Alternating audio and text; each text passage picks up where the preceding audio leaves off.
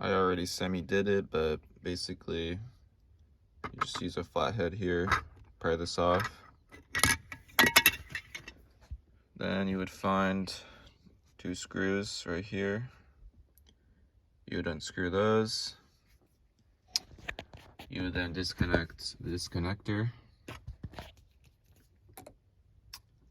And right here, you just yank this really hard. There's like a plastic that's holding it. Just yank it really hard. I already did it for one. And from there, you would just install your rear view mirror, which I'm going to do right now.